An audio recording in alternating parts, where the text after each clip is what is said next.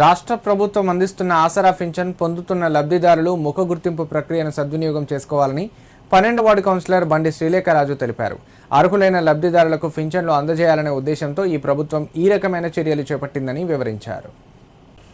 సిద్దిపేట జిల్లా దుబ్బాక మున్సిపాలిటీ పరిధిలోని 12వ వార్డులో ముఖ గుర్తింపు ప్రక్రియను వార్డు ఆఫీసర్ అధికారులతో కలిసి కౌన్సిలర్ బండి శ్రీలేఖరాజు పరిశీలించారు.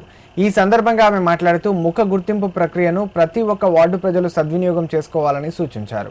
ఈ ప్రక్రియ ద్వారా మరణించిన వారి పింఛన్లను తొలగించి అర్హులైన వారికి పింఛన్లను అందజేయడం జరుగుతుందన్నారు. ఈ కార్యక్రమం జూన్ 15వ తేదీ వరకు కొనసాగుతుందని, వార్డు ప్రజలు ఈ అవకాశాన్ని సద్వినియోగం చేసుకోవాలని కోరారు. ఈ కార్యక్రమంలో వార్డు ప్రజలు, మహిళలు పెద్ద ఎత్తున పాల్గొన్నారు.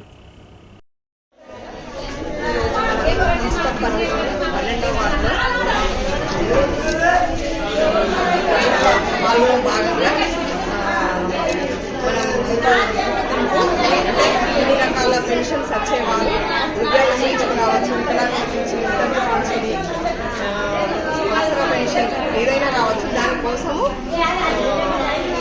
ఒక చిత్రం తీసుకొని వారు బతుకున్నట్టుగా సర్టిఫై చేయడానికి మాత్రమే చనిపోయిన వారి పెన్షన్ తొలగించి ముందు రాబోయే కాలంలో అందరికీ అర్హులందరికీ పెన్షన్స్ వచ్చే విధంగా వీటిని తొలగించి కొత్త వాళ్లకు ఇవ్వడానికి ఆస్కారం ఉంటుందని దీనిలో భాగంగా మనం ఈ సభను ఏర్పాటు చేయడం జరిగింది.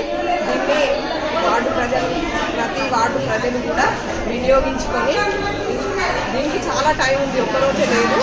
దీనిలో మే 19th నుండి జూన్ 15 వరకు ఉంది. అందరికీ కూడా వారు వచ్చి చేయించుకోవాలి. లేకపోతే ఎవరైనా ముసలోళ్ళు ఉన్నా కానీ ఎవరికైనా రాలేని పరిస్థితిలో ఉన్న వారిని కూడా మనం అక్కడికే వాళ్ళ దగ్గరికి వెళ్ళి మన దీన్ని సద్వినియోగం పరుస్తాము. అందుకోసం అందరూ ఎవరు ఆగపడద్దు. అందరికీ ఈ 20 రోజుల గడువులోపు అన్నీ కంప్లీట్ చేసి మన దగ్గర లిస్ట్ ఉంటుంది కాబట్టి లిస్ట్లో వచ్చిన విధంగా మనం అన్నీ కంప్లీట్ చేసి